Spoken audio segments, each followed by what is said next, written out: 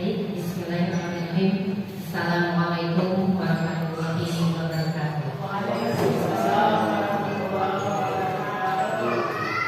Yang terhormat Bapak Wakil Kepala Sekolah Urusan Kesiswaan, yang terhormat Ibu Wakil Kepala Sekolah Urusan Kurikulum, dan yang kami hormati Bapak dan Ibu Guru SMP Negeri 3 Cicudu.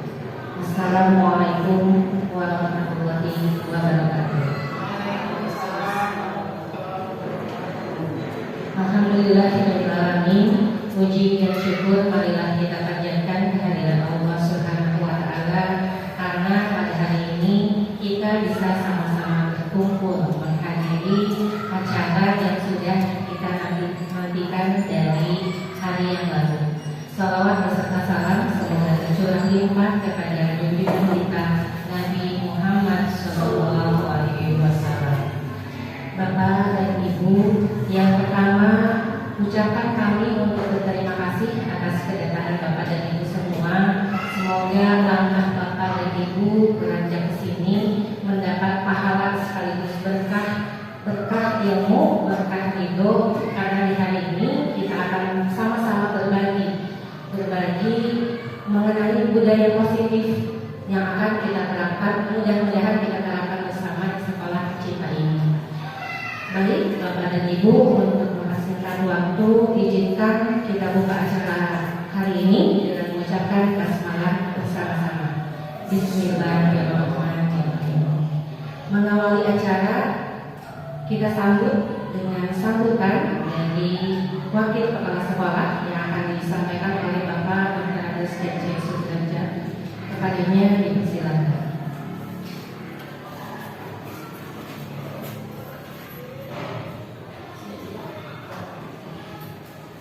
Bismillahirrahmanirrahim. Assalamualaikum warahmatullahi wabarakatuh. Terima kasih kepada pembawa acara. Ada puji dan syukur kepada Allah Subhanahu wa Ta'ala. Siang hari ini saya bisa bersama Ibu Moni dalam PDKT untuk CGP dan menyikapi tentang budaya positif di sekolah. Mudah-mudahan langkah awal dan langkah selanjutnya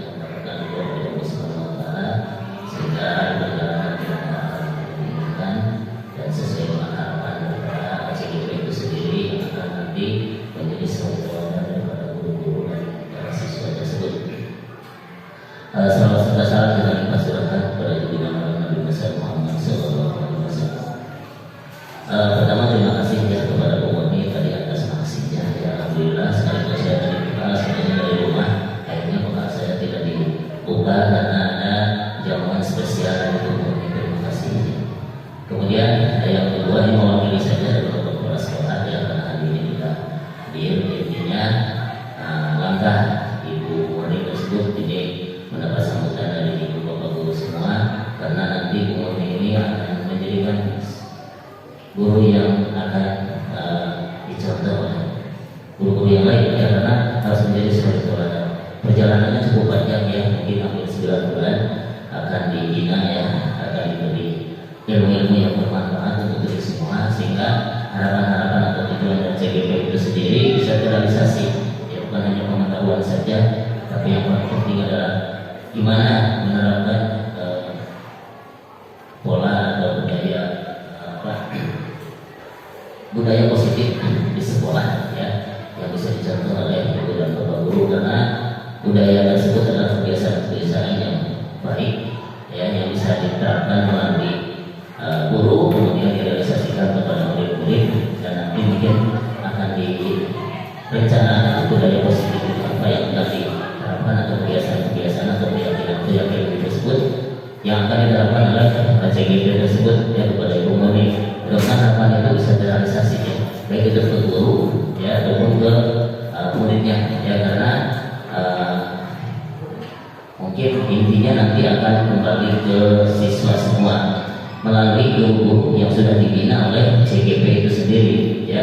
Mudah-mudahan semuanya bisa berjalan dengan lancar ya, mulai dari tanggung jawab ya sampai berakhlak yang baik dan itu akan dicontohkan oleh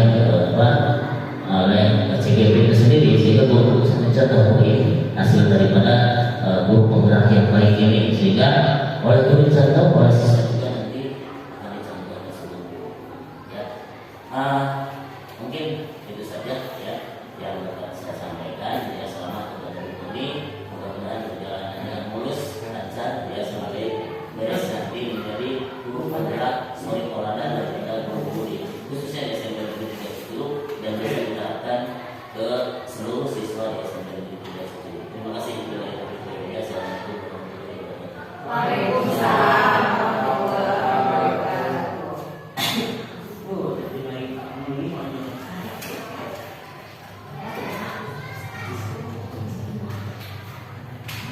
Baik Bapak Ibu, kita beranjak ke acara inti yang akan disampaikan oleh CDP kita mengenai menerapkan budaya positif di sekolah. Mari kita sambut yang meriah dengan memberi tepuk tangan untuk Ibu Murni Sabitri SPM.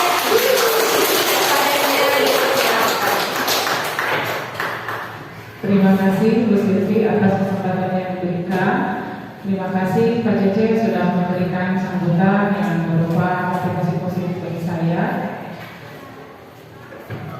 Pada hari ini kita melaksanakan kegiatan PDKT. Kalau nggak salah ini untuk yang sekian kalinya ya, sudah beberapa kali berjalan tentang menerapkan budaya positif di sekolah. Sebetulnya ini adalah bagian dari tugas saya dalam melakukan aksi nyata, yaitu harus sharing dengan rekan-rekan guru di sekolah. Saya ucapkan beribu-ribu terima kasih kepada Bapak Ibu guru hebat luar biasa yang selalu mendukung saya. Walaupun mungkin sudah siang, ada yang dari pagi sudah ngajar, capeknya luar biasa. Kemudian terima kasih juga saya aturkan untuk Bu Ibu yang tadi menyuguhkan banyak hidangan, ya. Ada yang membawa dari rumah, ada yang belanja sengaja ke tukang sayur. Itu masya Allah luar biasa. Terima kasih. Semoga Allah nanti dengan banyak urusan yang dimudahkan. Pada sharing kali ini, yaitu tentang budaya positif di sekolah, ada banyak materi yang akan kita bahas.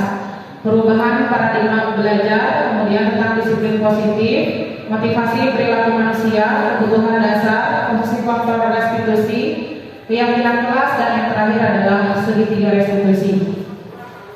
Sebetulnya, jujur saya agak berat menyampaikan ini, tapi karena ini adalah tuntutan supaya tugas saya di LMS Centang Biru, jadi wayahna 100 menit gitu.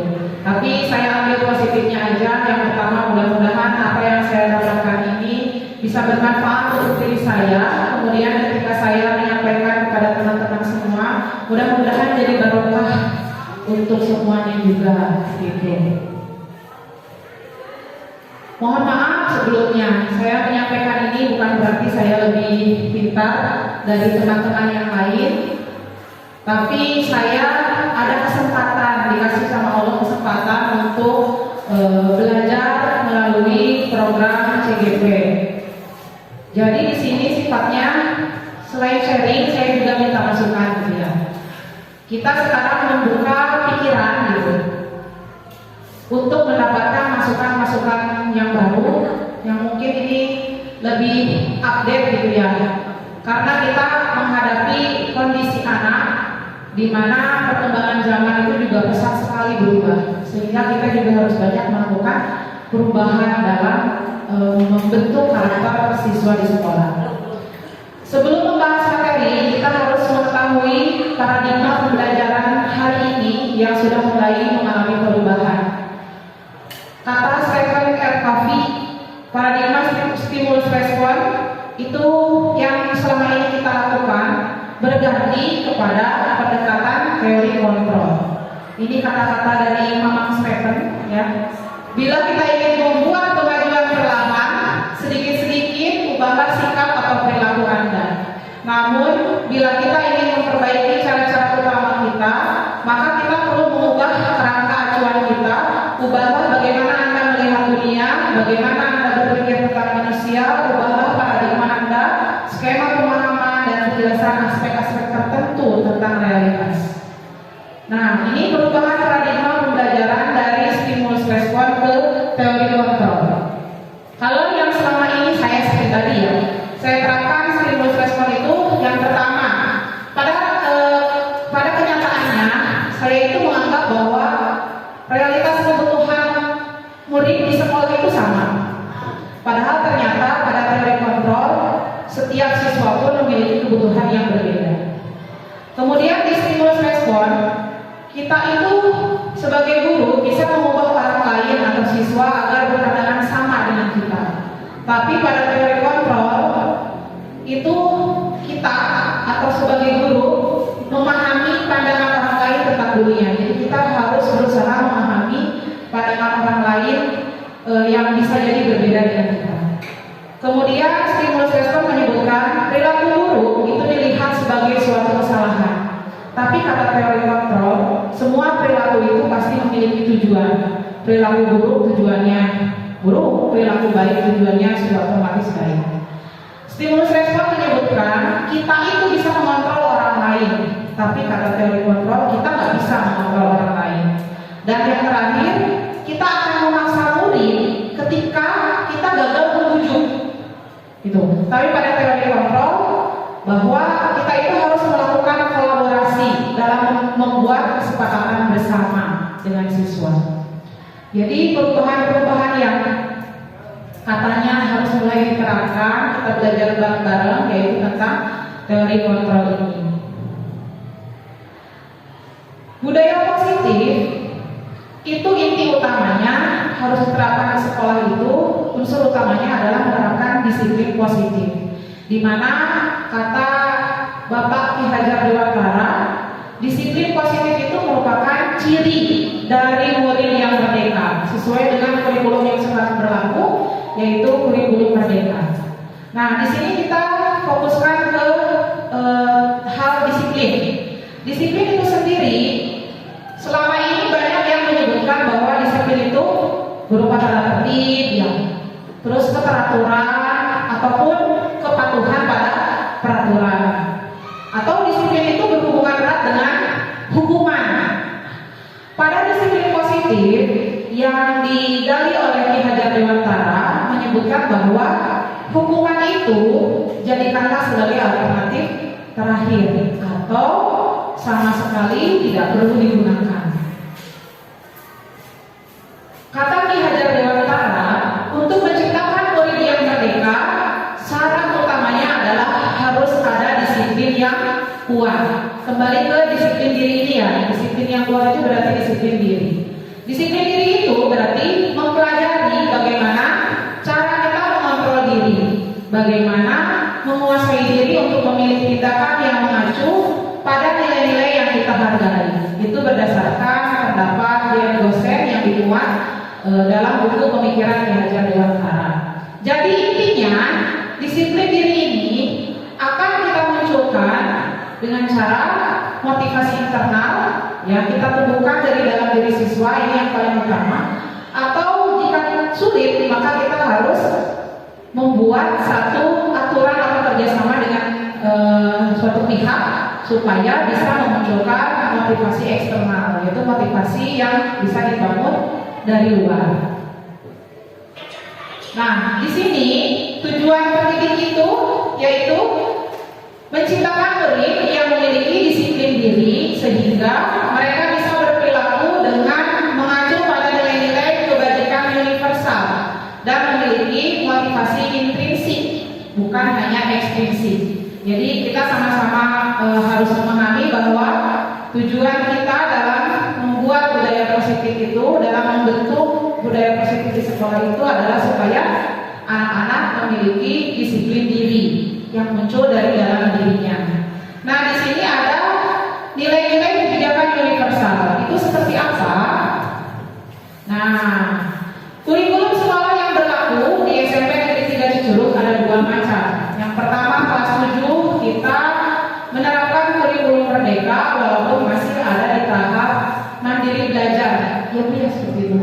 Kemudian untuk kelas 8-9 kita menerapkan kurikulum 2013. Tapi dua-duanya memiliki tujuan yang sama, yaitu tidak hanya mengedepankan aspek pengetahuan, tetapi juga pada pembentukan karakter.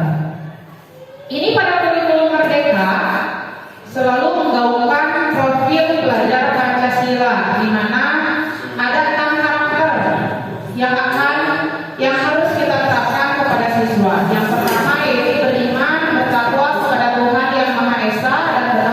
manusia, kemudian berkebinekaan global.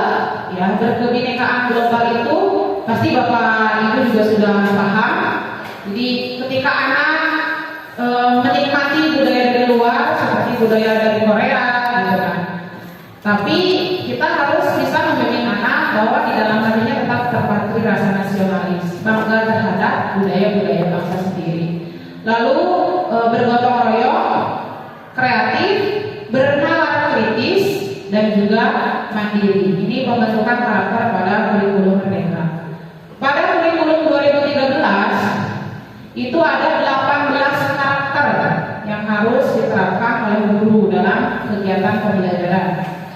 Ada religius, jujur, toleransi, disiplin, kerja keras, kreatif, mandiri, demokratis, rasa ingin tahu, semangat kebangsaan, cinta tanah air, menghargai prestasi, bersahabat atau komunikatif, cinta damai, gemar membaca, peduli lingkungan, peduli sosial, dan juga tanggung jawab. Tapi tidak terpaku pada dua jenis program pembentukan karakter ini.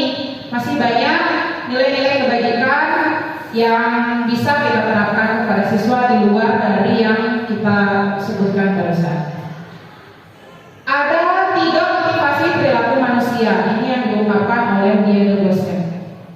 Katanya motivasi yang ada pada diri manusia itu yang pertama yaitu untuk menghindari ketidaknyamanan atau hukuman. Yaudah deh, kalau siswa mah saya nurut aja, soalnya takut dihukum, gitu ya. Dan ini merupakan motivasi eksternal. Yang kedua, motivasi perilaku manusia dalam melakukan atau melaksanakan peraturan yaitu supaya mendapat imbalan atau penghargaan dari orang lain. Ini juga termasuk motivasi eksternal. Yang ketiga yaitu menjadi orang yang mereka inginkan dan menghargai diri sendiri dengan nilai-nilai yang mereka percaya. Dan inilah yang menjadi tujuan kita karena ini merupakan motivasi internal. Jadi menghargai diri sendiri dengan memunculkan nilai-nilai yang sudah mereka sepakati untuk dipercaya. Nah, pada proses pembelajaran di sekolah, utamanya penegakan disiplin, itu ada yang namanya hukuman, ya, ada yang namanya restitusi. Mohon maaf, ada yang namanya hukuman, ada yang namanya konsekuensi, ya. Restitusi nanti terakhir saya bahas. Hukuman itu seperti yang kita tahu biasanya tiba-tiba aja gitu, tidak terencana. Kemudian murid tidak tahu apa yang akan terjadi, murid tidak dilibatkan, ya maksudnya murid hanya menerima aja mau dikasih tindakan apa nih sama guru. Kemudian hanya bersifat satu arah, jadi hanya guru yang memberikan, makanya murid tidak terlibat. Kemudian murid menerima hukuman tanpa kesepakatan. Pokoknya apa yang dibilang guru berarti itu yang harus dilaksanakan murid. Ada yang kedua namanya konsekuensi. Konsekuensi itu terencana atau disepakati dan dibahas serta disetujui oleh murid dan juga guru-guru. Jadi sebetulnya konsekuensi ini isinya berupa aturan juga, aturan yang akan diterapkan oleh siswa, dibuat juga konsekuensinya. Kalau melanggar nanti siswa itu mau dikasih tindakan apa, tapi tindakan dari pelanggaran ya itu dibuat secara bersama-sama, disepakati oleh guru dan juga siswa. Nah, yang ketiga ini restitusi. Restitusi ini proses menciptakan kondisi bagi murid untuk memperbaiki kesalahan mereka sehingga mereka itu bisa kembali kepada kelompok mereka dengan karakter yang lebih kuat. Ini tujuannya. Atau itu yang diungkapkan oleh Diego Gosen. Atau kata salah satu dosen, proses kolaboratif yang mengajarkan murid untuk mencari solusi dari masalah mereka dan membantu murid berpikir tentang orang seperti apa yang mereka inginkan dan bagaimana mereka harus memperlakukan orang lain. Ini yang merupakan bentuk dari motivasi motivasi intrinsik. Yaitu motivasi intrinsik itu bisa dibentuk melalui restitusi. Ada 5 kebutuhan dasar manusia yang diungkapkan oleh William Glasser. Kebutuhan dasar yang pertama adalah untuk bertahan hidup. Yang kedua yaitu kebutuhan perasaan diterima, kemudian kebutuhan tentang kebebasan, kesenangan, dan juga kebutuhan akan penguasaan. Kita lihat penjelasannya satu-satu ya. Kebutuhan akan bertahan hidup, contohnya ada kesehatan, memiliki tempat tinggal, tentang makanan dan minuman, rasa aman, dan juga yang lainnya. Kebutuhan tentang perasaan diterima itu ingin terhubung dengan orang lain, ingin menjadi bagian dari kelompok, dan ingin orang lain tahu bahwa kita itu berharga. Ada kebutuhan kebebasan. Nah, ini contohnya memberikan kesempatan membuat pilihan. Kemudian menyuarakan pendapat, kita memberikan kesempatan untuk menyuarakan pendapat dan juga memberi kesempatan mencoba hal baru dan juga yang lainnya. Kebutuhan dasar manusia tentang kesenangan itu adalah melakukan kegiatan yang menyenangkan agar terfokus. Contohnya kalau di kelas berarti ada ice breaking, bercanda-bercanda dengan anak gitu, agar anak yang sudah lelah belajar kembali terfokus supaya memperhatikan pembelajaran. Kemudian ada kebutuhan dasar manusia tentang penguasaan. Contohnya ingin bahwa kita itu dianggap kompeten dan terampil. Kemudian ingin diakui bahwa kita itu mendapatkan pencapaian, memiliki harga diri dan yang lainnya. Nah, kenapa kita mempelajari kebutuhan dasar manusia atau di sini kita fokuskan menjadi kebutuhan dasar murid? Karena ini berhubungan dengan pelanggaran disiplin yang bisa dilakukan oleh anak. Jadi murid ketika melakukan pelanggaran, maka sebetulnya ada hal yang harus dilakukan guru untuk pertama kalinya.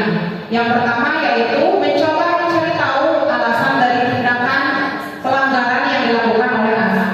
Kemudian guru juga harus mengetahui kebutuhan dasar apa sih, kebutuhan dasar apa yang belum dipenuhi oleh anak.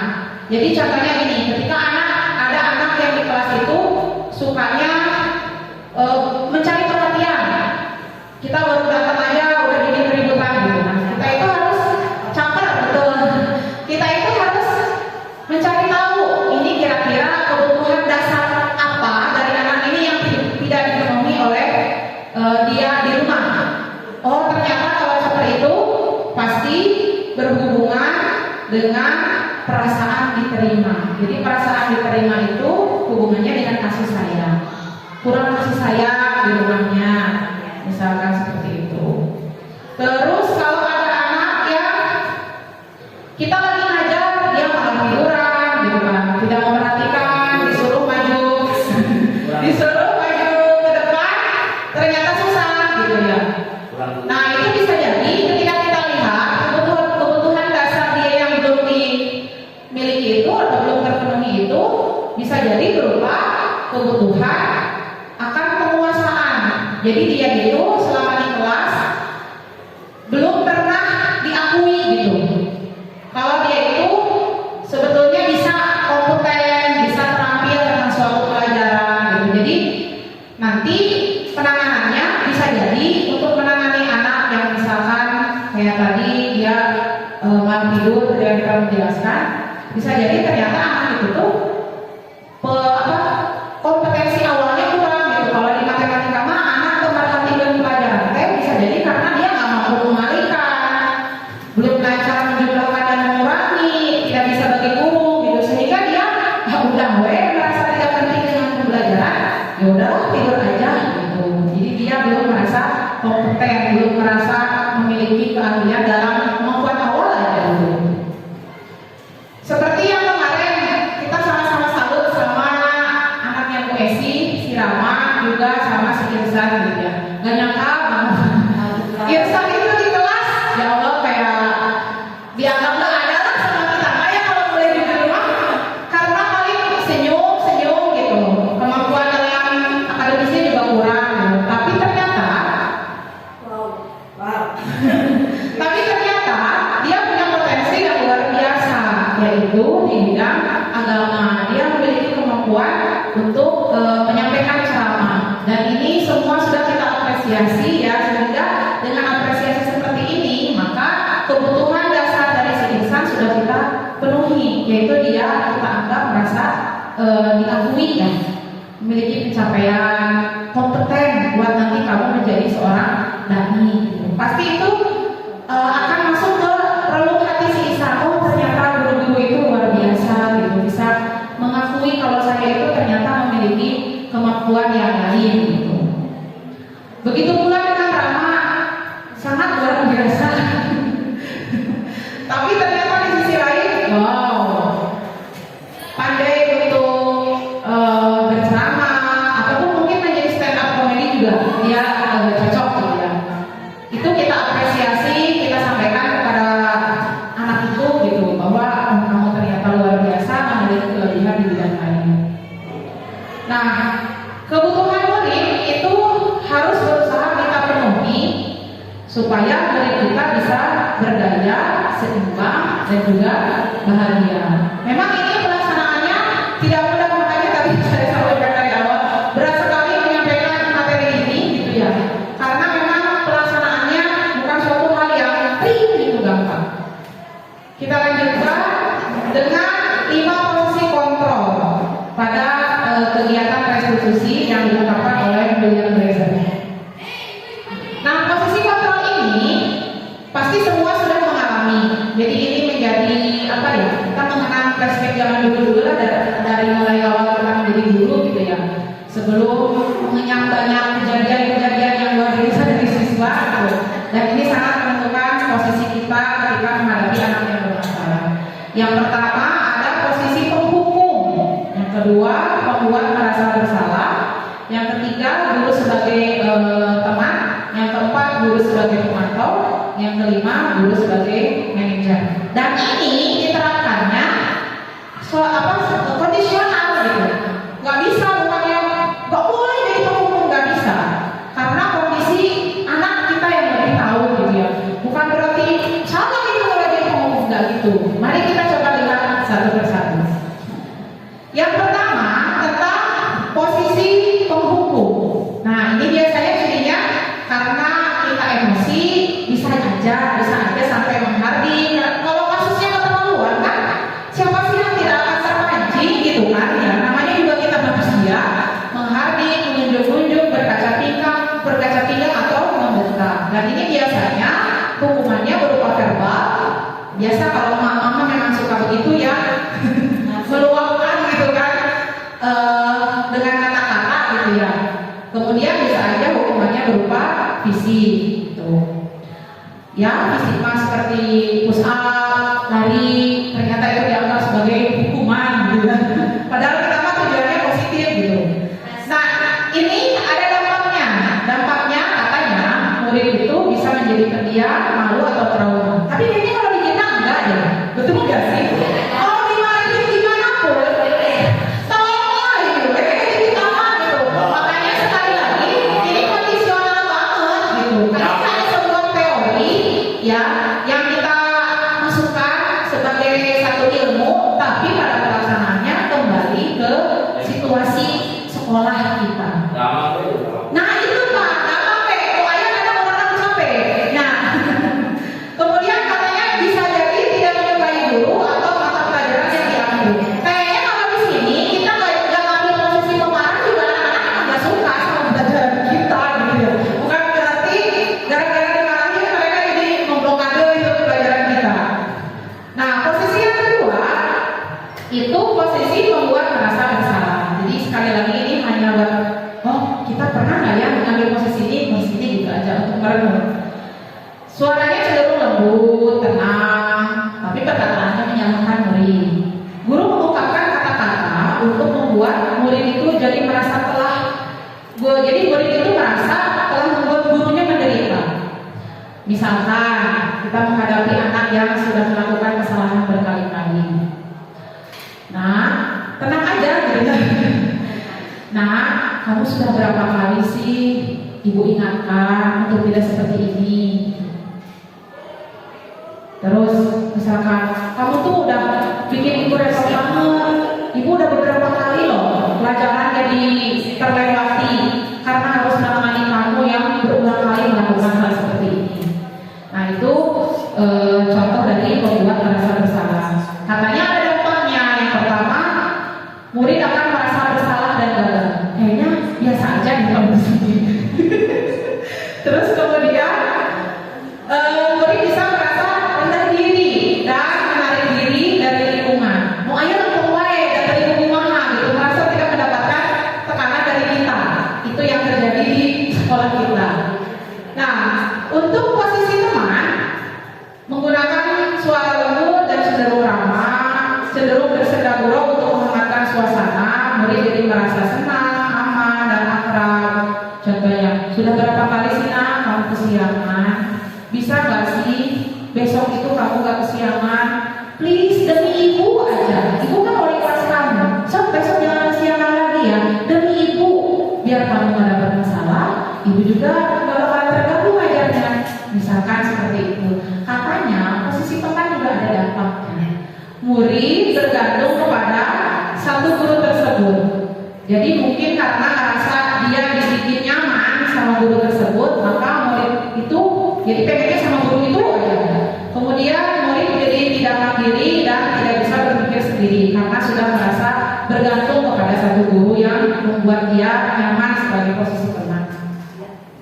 Ada posisi pemantau, bersuara datar, tidak emosi, tidak bercanda, serius, mengarahkan murid berdasarkan kesepakatan dan konsekuensi. Contohnya, saya coba bikin kesepakatan kelas, tapi ternyata di teori ini kesepakatan kelas juga bukan yang terbaik karena belum jadi bagian dari restitusi. Nah, jadi saya bikin sama anak-anak, tapi ini udah lama, dari 2 bulan yang lalu kayaknya, bikin kesepakatan kelas. Kesepakatan kelas ini harusnya dipajang di kelas, tapi karena moving kelas, salah satu para guru ya udahlah dilipat aja. Ini semua poin-poin peraturannya ini berasal dari curah pendapat anak. Saya pikir ini yang terbaik, ya. Udah lengkap dengan konsekuensi yang harus anak lakukan pada saat mereka melanggar kesepakatan ini. Sampai Bu Fitri berkomentar, Bu Murni, anak-anak teh ada yang terlambat masuk kelas saya. Mereka teh langsung gini jalan bebek ya pada Bu Fitri. Oh iya Bu Fitri, karena itu udah jadi kesepakatan. Saya pikir udah aman, enak nih anak-anak tertib. Ternyata tidak begitu. Karena dari posisi pemantau ini, jadi enaknya bikin kesepakatan kelas itu dengan konsekuensinya, anak melanggar ya udah kita tinggal udah kamu lakukan gitu.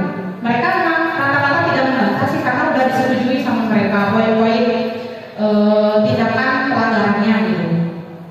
Tapi ternyata ada dampaknya. Yang pertama, harus senantiasa memantau pelanggaran murid. Jadi memang pada akhirnya guru menugaskan satu anak yang dikasih jurnal sikap untuk menuliskan siapa aja yang sudah melakukan pelanggaran, terus sudah dilaksanakan belum konsekuensinya. Kemudian itu kan jadi capek dan bisa aja kan ketidakadilan terjadi. Ayah udah tinggal gitu, tapi nanti dikompet sama temennya yang lain. Lalu dampak yang kedua, murid menghitung konsekuensi, tapi dia nggak tahu kebajikan yang ditujunya apa. Model yang saya bikin ini, kalau terlambat 15 menit untuk masuk pelajaran, kalau gurunya udah mulai, berarti harus jalan bebek sebanyak 30 langkah. Itu anak-anak yang menyetujui, membuatnya juga dari anak-anak. Kalau kabur pelajaran tertentu, mereka menyetujui, hari aja ya Bu, biar sehat, 10 keliling lapangan upacara. Ya sih, yang bisa dilaksanakan, tapi apa nilai kebajikan yang sebetulnya akan mereka dapatkan dari hubungan yang seperti itu. Jadi di sini kesepakatan kelas itu dampak negatifnya ini tidak sepenuhnya bisa mandiri, juga yang harus digarisbawahi pada saat membuat tindakan yang berupa konsekuensi dari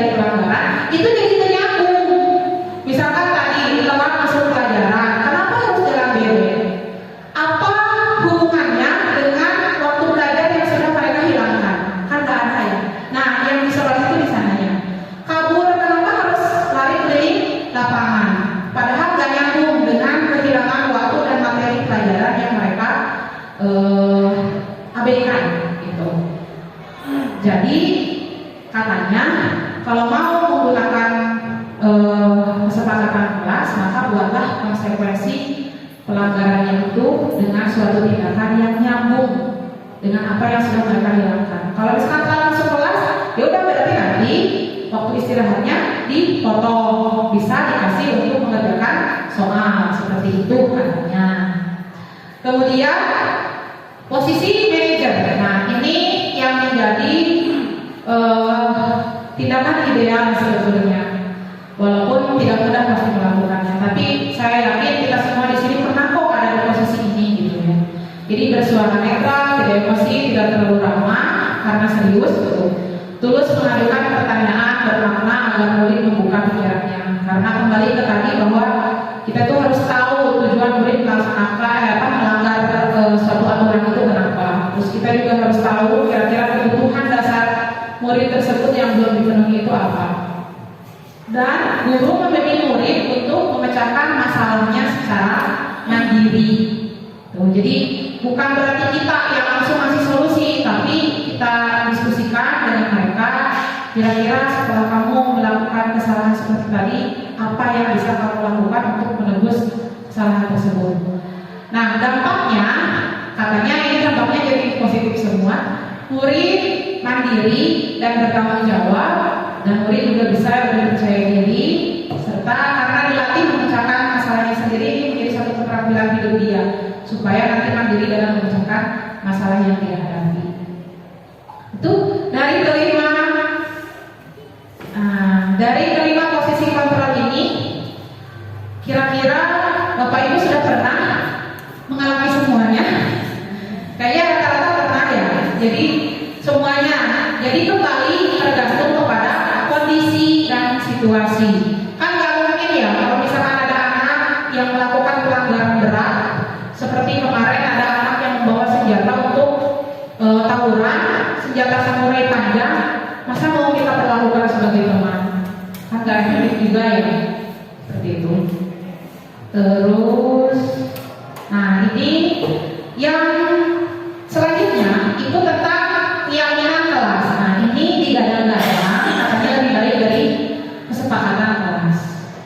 Kenapa keyakinan lebih baik dari kesepakatan kelas? Karena berisi nilai-nilai kebajikan yang disepakati bersama. Kemudian menekankan pada keyakinan siswa agar lebih memotivasi dirinya dari dalam supaya muncul motivasi internal. Dan siswa akan tergerak dan bersemangat untuk menjalankan keyakinannya daripada hanya sekedar mengikuti serangkaian peraturan tertulis tanpa makna. Ini yang tadi kesepakatan kelas yang saya buat. Nah ini langkah-langkah untuk melakukan keyakinan kelas. Yang pertama, mempersilakan siswa untuk bercurah pendapat tentang peraturan yang perlu disepakati di kelas. Semua peraturan yang mereka usulkan itu harus ditulis di post-it. Ini sih untuk mempermudah, karena peraturan yang mereka usulkan itu kan harusnya ditulis di papan tulis. Daripada waktu habis, kita pakai post-it aja gitu ya, sticky notes gitu ya yang bisa ditempelkan di papan tulis. Kemudian susunlah peraturan kelas dalam bentuk kalimat positif. Nah ini jagonya guru bahasa Indonesia ya. Kadang kita mau bukan guru bahasa lain bingung gitu. Saya tahunya contohnya jangan buang sampah sembarangan. Berarti menjadi membuang sampah pada tempatnya. Itu aja, yang lain harus mikir untuk mengubah kalimat negatif menjadi positif. Kemudian tinjau kembali hasil surat pendapat dan ajak siswa untuk menemukan nilai kebajikan atau keyakinan yang dituju dari peraturan tersebut. Nah, keyakinan inilah yang akan dimasukkan ke dalam daftar untuk disepakati. Tinjau ulang keyakinan kelas bersama-sama, karena poin keyakinan itu gak boleh banyak-banyak. 3 aja udah cukup supaya mudah diingat oleh siswa. Atau paling banyak 7. Guru dan siswa dipersilakan meninjau ulang dan menyetujui dengan menandatangani keyakinan kelas tersebut, supaya mereka teringat bahwa apa yang sudah dibuat dan disepakati aturannya itu harus dilaksanakan. Dan yang terakhir, tentu saja keyakinan kelas itu harus diletakkan di dinding kelas agar mudah terlihat oleh semua siswa. Karena kalau sekedar teori saja saya sampaikan kurang afdol. Kemarin waktu saya nyari-nyari terminal, itu sebetulnya mau melaksanakan keyakinan kelas ini supaya lebih tahu gitu segimana sih gitu pelaksanaan dari penyusunan keyakinan kelas. Dan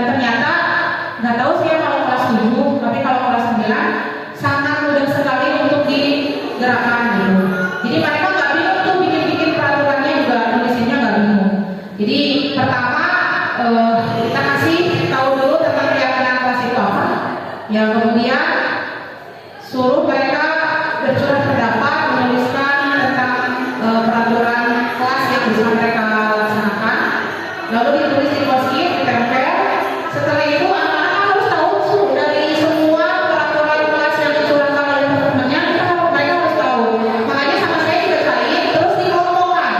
Kayak misalkan tidak boleh membuli teman dengan nama ayah. Oh itu berarti bagian dari nilai kebajikan apa nih? Oh harusnya saling menghargai. Kita kelompokkan aja dulu. Kemarin saya ternyata jadi 3 kelompok untuk nilai kebajikan, dan ini yang udah dibuat. Yang pertama tentang tanggung jawab.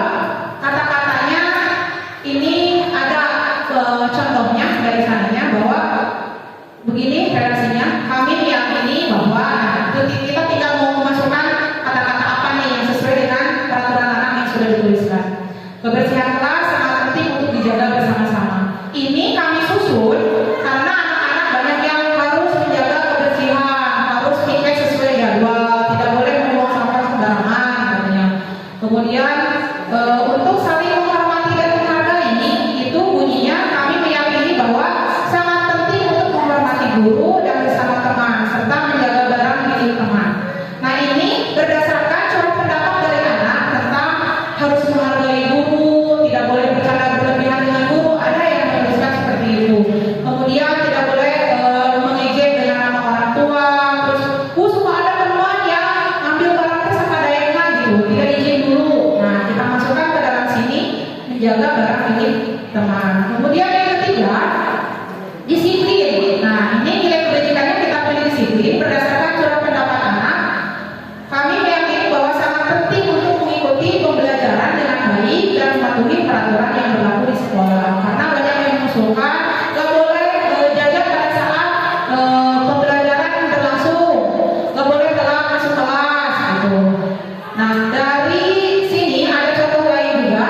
Ini contoh yang saya dapatkan dari LMS, misalkan tentang nilai kebajikan hormat, bekerja, diterima dan dimiliki. Jadi nilai keyakinannya sebenarnya ini bebas, nggak usah terpaku pada profil pelajar Pancasila atau 18 nilai karakter yang ada pada kurikulum 2013. Jadi bebas yang sekiranya bahasa-bahasa yang mudah dipahami oleh anak. Jujur, saya juga awalnya sebelum menerapkan ini yakin nggak ya, kok kayaknya lebih enak ini gitu. Kalau ini kan saya bikin peraturannya bisa menjaga kebersihan kelas dengan membuang sampah pada tempatnya. Kan udah jelas ya, oh berarti anak itu nggak boleh buang sampah sembarangan gitu. Terus kemudian melaksanakan tugas piket sesuai jadwal, kan itu udah anak juga tahu gitu ya. Tapi ternyata kalau dengan kita menerapkan nilai keyakinan kelas, itu ada tujuan lain gitu, supaya anak-anak itu terngiang-ngiang dalam pikirannya ada nilai-nilai kebajikan yang harus mereka yakini sampai mereka dewasa nanti gitu. Jadi katanya seperti itu. Nah, karena keyakinan kelas itu bahasanya seperti tadi redaksinya, maka harus diadakan pendalaman di mana siswa bercurah pendapat lagi dalam kelompok tentang satu nilai keyakinan yang telah disepakati. Tuliskan apa saja sikap yang termasuk pada nilai keyakinan tersebut dan sikap seperti apa yang tidak termasuk dalam nilai keyakinan tersebut. Buatlah kesepakatan tentang konsekuensi pelanggarannya, yaitu berupa kegiatan yang berkaitan dengan hal yang dilanggarnya. Ini yang tadi sudah kita ketahui bersama, membedakan dengan kesepakatan kelas. Saya lakukan, mungkin kurang terlihat ya. Ini ada anak dikelompokkan gitu ya, 5 orang. Ternyata mereka lancar gitu. Mungkin karena udah kelas 9 kali ya, itu salah satu kuncinya. Jadi kalau disiplin, di sini tulisannya disiplin. Anak bilang datang tepat waktu, itu yang harus dilakukan. Yang tidak harus dilakukan ya berarti datang terlambat. Jadi ini poin-poin sikap yang bisa mereka lakukan dan apa yang harus mereka yang tidak boleh dilanggar gitu. Terus ini nggak kelihatan, saling menghargai dan menghormati. Menyapa guru, mengucapkan salam kepada teman. Yang negatifnya tak acuh kepada guru dan teman. Meminta izin sebelum meminjam barang, tidak mengembalikan barang tersebut kepada pemiliknya dan sebagainya. Ya. Kemudian saya coba juga buat persetujuan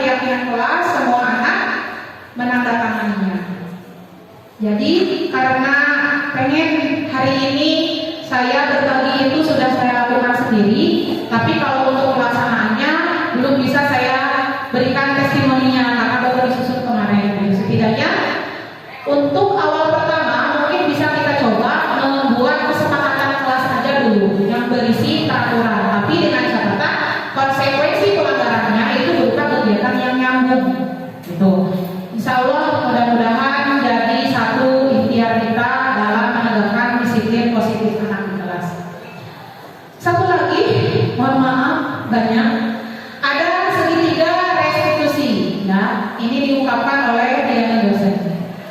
Ada 3 langkah dalam segitiga restitusi. Oh iya, segitiga restitusi ini buat apa sih? Nah, segitiga restitusi ini adalah langkah-langkah yang bisa kita ambil pada saat kita menghadapi anak yang melakukan pelanggaran atau melakukan kesalahan ya, ketika di sekolah.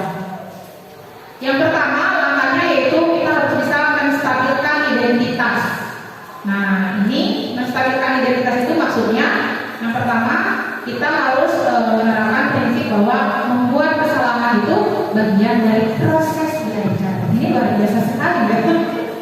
Terus kemudian menstabilkan identitas itu akan menggeser identitas murid dari gagal menjadi sukses. Maksud di sini identitas murid dari gagal itu dia itu udah gagal karena melanggar peraturan gitu. Ya. Nah, dengan menstabilkan identitas itu maka murid akan ya saya memang melakukan kesalahan, tapi itu bukan akhir dari segalanya. Jadi mereka memiliki kesempatan untuk tetap melakukan kebaikan atau bisa sukses gitu. Kemudian yang ketiga, jangan mengkritik murid yang sedang gagal.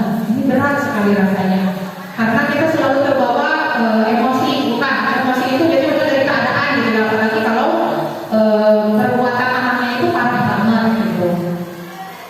Kemudian langkah yang kedua yaitu, tadi langkah yang pertama menstabilkan identitas itu saya sangat bengong sih waktu awal-awal mengetahui materi ini, karena diberikan contoh-contoh perkataan yang bisa kita ungkapkan ke anak. Katanya contohnya begini. Nah, semua orang itu pasti pernah melakukan kesalahan. Ibu pun pernah melakukan kesalahan. Nah, kata-kata itu rasanya gimana gitu? Bagi saya berat buat mengungkapkan ke anak gitu. Tapi disinilah bertujuan bahwa anak itu supaya sadar kesalahan itu bagian dari proses belajar. Terus kemudian langkah kedua yaitu memvalidasi tindakan yang salah. Itu kita berprinsip untuk berupaya memenuhi suatu kebutuhan dasar murid tertentu yang tadi saya. Kemudian bergeser dari paradigma pemikiran yang tadinya kita tahunya stimulus respon menjadi proaktif mencari tujuan siswa melakukan itu. Kadang kalau kita mah kenalan nanya, nah apa sih sebenarnya tujuan kamu memukul dia? Rasanya gimana gitu ya? Tapi ternyata di sini tuh ada teorinya tersendiri gitu. Kita harus mempertanyakan tujuan anak melakukan satu kesalahan. Dan yang terakhir, pernyataan disampaikan dengan tidak menghakimi. Di sini ada contoh kata-katanya, misalkan contohnya itu, kamu bukan melakukannya tanpa suatu alasan tertentu kan? Katanya begitu. Terus kamu pasti melakukan semua ini karena mempertahankan sesuatu yang penting bagimu. Itu katanya contohnya. Jadi mungkin tujuannya supaya membuat anak merasa nyaman aja dulu sebelum pada akhirnya kita akan memasukkan tindakan yang utama, yaitu menanyakan keyakinan. Nah, di sini guru bisa memotivasi siswa dari dalam dan mengajak murid siap untuk mengaitkan keyakinannya dengan tindakan yang salah. Jadi setelah tadi melakukan mempertanyakan, sebagai manusia kita itu memang tidak akan pernah luput dari kesalahan. Ibu pun sama, pernah melakukan kesalahan. Terus kemudian, ibu yakin sebetulnya kamu pasti memiliki alasan tertentu ketika melakukan hal ini. Nah, selanjutnya untuk memotivasi dari dalam dan mengaitkan keyakinan, kamu tahu tidak nilai keyakinan apa yang sudah kita sepakati bersama, tapi berkaitan dengan tindakan yang kamu lakukan ini. Misalkan kalau berperkara ya, berarti nilai saling menghargai dan menghormati lagi gitu. Nah setelah itu nanti anaknya ditanya lagi, katanya harapan di sini, kira-kira apa yang bisa kamu lakukan untuk memperbaiki kesalahan yang sudah kamu lakukan? Bisa jadi meminta maaf, terus kita biarkan anaknya mengungkapkan solusi yang mereka tawarkan, dan kita cukup mengarahkannya aja seperti itu supaya tepat sasaran. Nah itu dari segi 3 restitusi sebetulnya agak gimana gitu, perasaan saya pribadi juga, oh ternyata harus seperti itu. Tapi kita terima ini sebagai satu pengetahuan aja gitu. Kalaupun misalkan pelaksanaannya ini tidak perlu sampai sesuai dengan langkah-langkah ini gitu. Yakin sih kita pernah melakukan segitiga restitusi ini, tapi tidak berurutan gitu tahapannya seperti ini. Ya, jadi fleksibel sih sebetulnya. Hal yang perlu diperhatikan ketika kita melakukan segitiga restitusi. Yang pertama, perilaku yang salah perlu dikaitkan dengan nilai keyakinan yang telah disepakati. Kesediaan orang yang melakukan kesalahan untuk memperbaiki masalah. Pemecahan masalah sebagai sebisa mungkin relevan dengan masalah yang ada. Ini berkaitan dengan keyakinan kelas tadi. Lalu perlu ada usaha perbaikan dari pihak yang berbuat salah, dan tanyakan kapan akan memulai berusaha memperbaiki masalah. Berat untuk melaksanakan ini karena sangat butuh waktu banget. Kita akan dibenturkan dengan kondisi nyata di kelas. Kita bisa melakukan segitiga restitusi, tapi pasti anak-anak di kelas terabaikan oleh kita. Ya. Jadi kalau salah dari saya, bisa lah kita coba sekali-kali untuk masalah-masalah yang ringan, gitu ya, untuk melakukan segitiga restitusi seperti ini. Mudah-mudahan nanti sekali 2 kali kita coba, ternyata kita mendapatkan banyak ide gitu ya, supaya segitiga restitusi ini diterapkan lebih ini lagi lebih optimal gitu. Nggak perlu, kadang kan kalau nggak terbiasa untuk tadi melakukan menstabilkan identitas, memvalidasi tindakan salah, menanyakan keyakinan. Kalau belum terbiasa kita mesti apa dulu ya. Tapi kalau udah beberapa kali dicoba, tanpa perlu urutannya sama pun pasti kita bisa melakukan segitiga restitusi.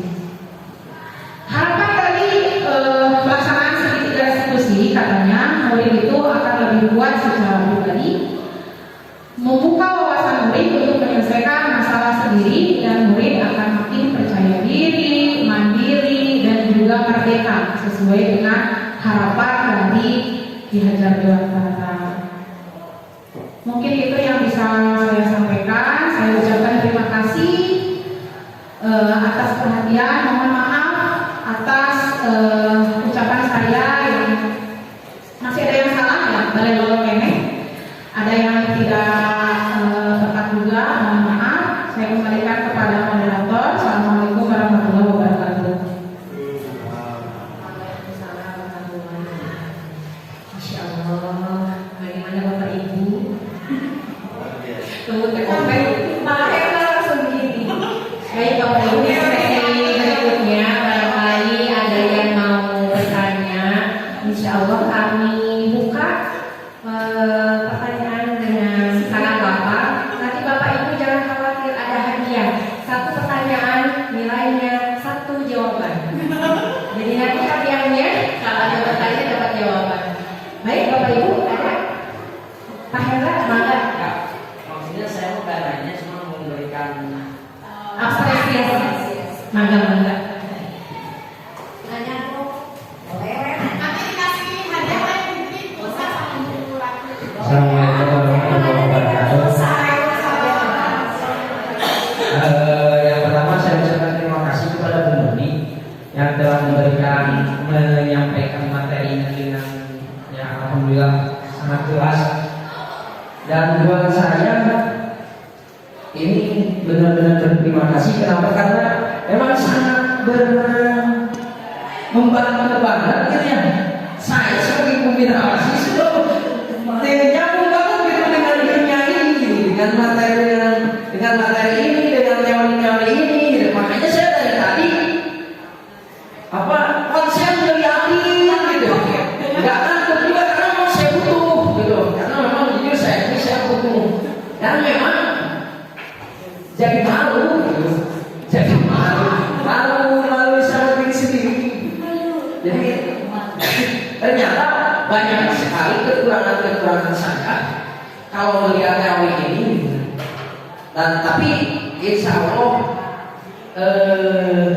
dengan dapat penjelasan tentang teori-teori ini, yang mudah-mudahan bisa membantu tugas-tugas saya juga di dalam menertibkan anak juga. Dan memang salah satu pemikiran saya itu kalau saya sering ngelamun gitu ya, kalau bawa motor suka keinget-inget ini gimana, karena saya tuh ada trauma tersendiri. Anak tuh dibagian harian, digalakan lawan, tapi tugas saya memang karena saya nggak bisa mengeluarkan kebiasaan karena harus mendisiplinkan. Bisa yang menjadi pikiran saya harus gimana caranya supaya anak enak, tidak tersakiti, tidak tersinggung, biar saya juga melaksanakan tugas dengan benar. Jadi anak disiplin, tugas terlaksana, anak tidak nyaman. Nah, ini salah satu yang dijelaskan ya cukup berguna juga dengan restitusi.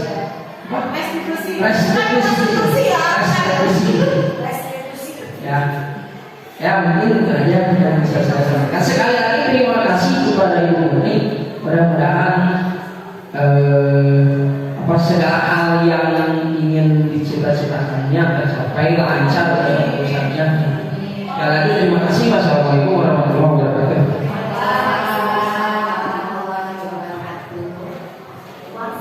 Baik, terima kasih Pak Hendra. Yang lain Bapak Ibu barangkali ada yang disampaikan. Ada diri biar dibisul disirakan.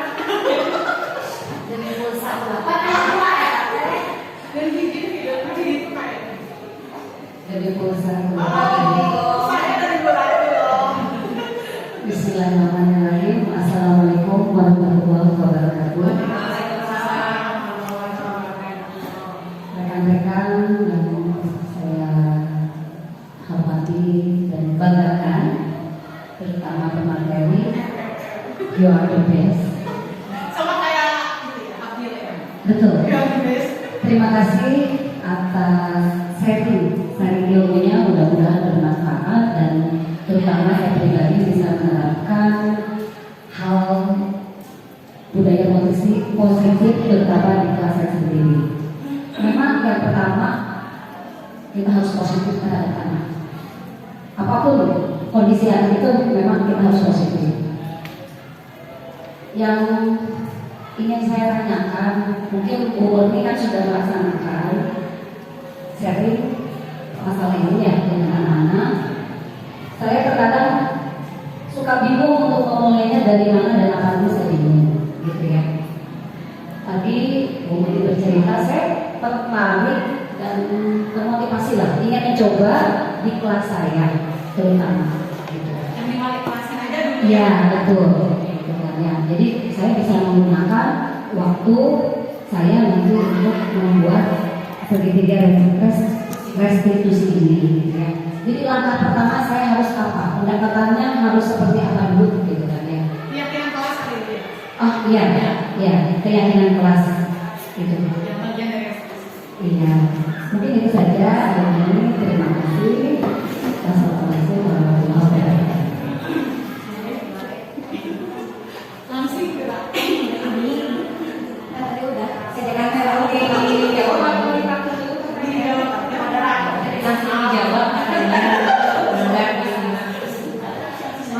Terima kasih Ibu Moderator yang luar biasa. Terima kasih untuk Pak Hendra. Masya Allah luar biasa. Walaupun mungkin pasti ada beberapa hal yang sebenarnya kalau puasa jangan ya Pak Hendra ya, tapi setidaknya ada sedikit masukan sehingga nanti Pak Hendra bisa menonton apa Bu Ratu apa di yang mereka PNN itu ya mereka mengajar. Nah ini yang ada Pak penjelasannya di PNN. Lalu Rea, Rea sama Silvi Rea. Dan dilanjutin dong nontonnya. Kita lanjutin bareng-bareng. Pak Hendra luar biasa, nggak bisa lari dari kenyataan karena walaupun Pak Hendra nanti udah punya expander ya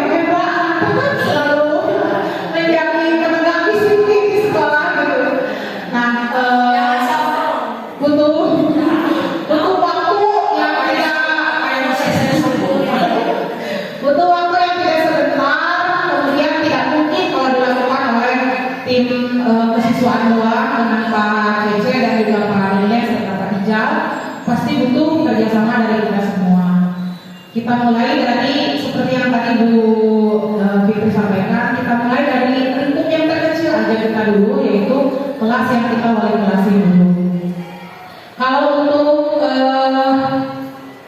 ada dua pilihan itu ya, mau kesepakatan kelas boleh, mau keyakinan kelas boleh. Hanya mungkin kalau kesepakatan kelas tidak ada nilai yang bisa diberikan kepada anak untuk terus-terusan diyakini gitu ya. Tapi intinya sama sih ya. Kalau kesepakatan kelas kan langsung berupa peraturannya yang ditulis, konsekuensinya ditentukan juga sama kita. Saya sih bermulanya dari membuat kesepakatan kelas karena udah beberapa kali, udah yang dulu juga sama kayak Bu Fitri ini duluan gitu. Langkah pertamanya sih saya ajarin anak-anak, oh selama ini kalian tuh luar biasa banget dengan pelanggaran-pelanggaran yang pernah terjadi. Ditangani gitu deui, ditangani gitu deui. Mau nggak buat melakukan perubahan gitu? Yuk kita buat sama-sama bareng-bareng membuat piagam kelas atau kesepakatan kelas. So karena ini yang kami jalankan dalam kalian, ibu hanya sekedar memfasilitasi aja. So kalian curahkan pendapat. Menurut kalian kelas kita supaya bisa tertib, aman, sesuai dengan harapan kalian lah belajar itu lancar. Kira-kira peraturan apa yang harus kita terapkan? Nah nanti kan anak-anak ya Bu ya pastilah kalau diajak merenung setidaknya lah gitu berhenti no tidur hanya beberapa orang kan ngalamin beberapa orang suruh curah pendapat. Ya selanjutnya nanti sama kita kalau memang mau bikinnya keyakinan kelas berarti diklasifikasikan kira-kira yang hal sama yang mana nih yang berhubungan peraturannya yang sama gitu dari mereka itu, lalu dihubungkan nilai keyakinannya mana nih yang cocok gitu.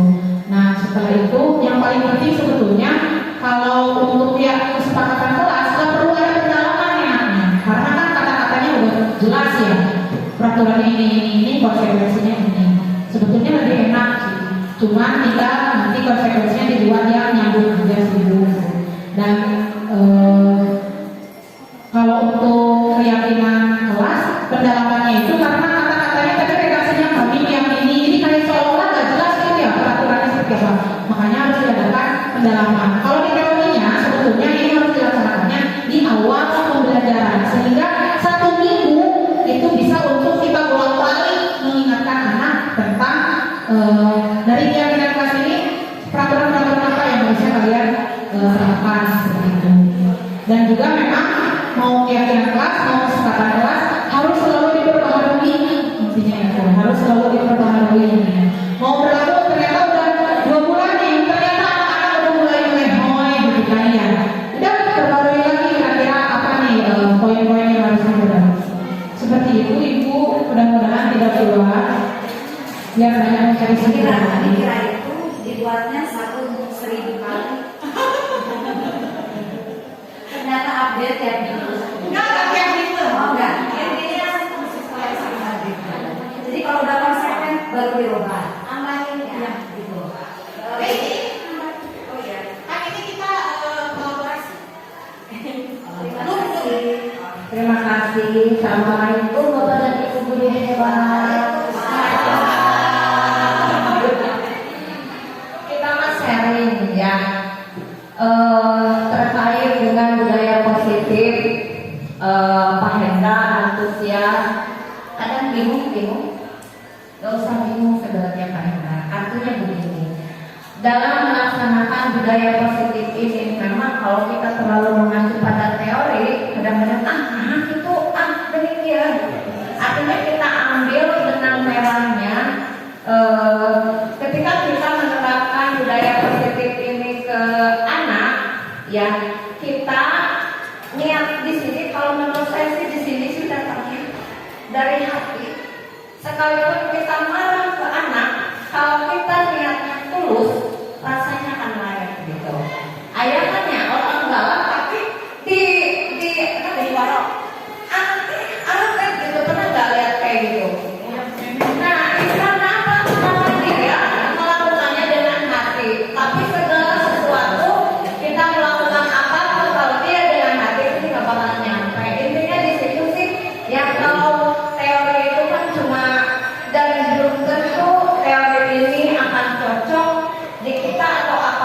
Mungkin ada beberapa yang kita ambil positifnya bisa diterapkan di sini. Makanya materi ini tuh perlu apa namanya ya, perlu aplikasi di kelas.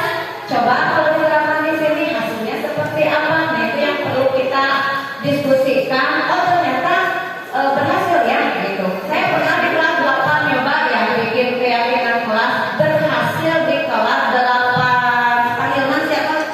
Kelas 8 apa tahun lalu? C. Itu luar biasa berhasil.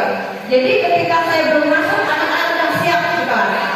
Cuman kenapa tidak berlanjut, saya ini yang tidak konsekuen, bosan. Eta rasa ternyata balik lagi ke kita kan. Anak itu kan enak aja yang musafir lalu jadi cuek, tapi jadi cuek deh. Makanya kita tadi harus diperbaharui ini.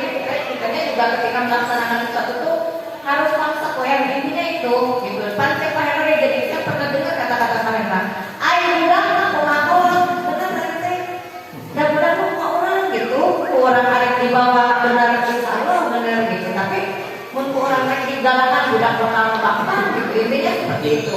Jadi anaknya gimana kita gitu. Nah di dalam budaya positif ini memang banyak sekali yang bisa kita ambil materi positifnya yang bisa kita terapkan di kelas gitu.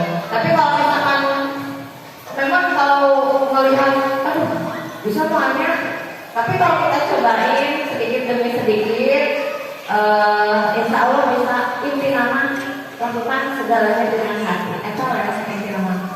Jadi orang lamun suka rumahan tapi harus dilakukan dengan hati emang energinya akan terasa lain. Intinya seperti itu. Itu saja sih Bapak dan Ibu guru hebat. Terima kasih. Assalamualaikum warahmatullahi wabarakatuh. Waalaikumsalam warahmatullahi wabarakatuh.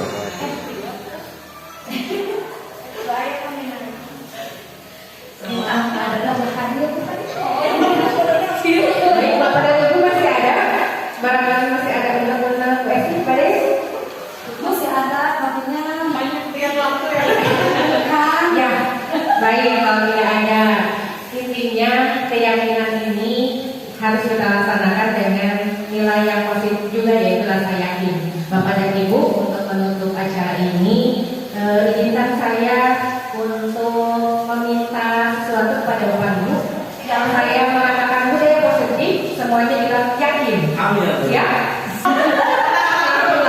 Ya. Jadi tidak saya kalau saya bilang budaya positif, semuanya bilang yakin. Oh ya. Ya. Coba silakan. Budaya positif, yakin. Yakin. Budaya positif, yakin. Alhamdulillah. Terima kasih Bapak Ibu.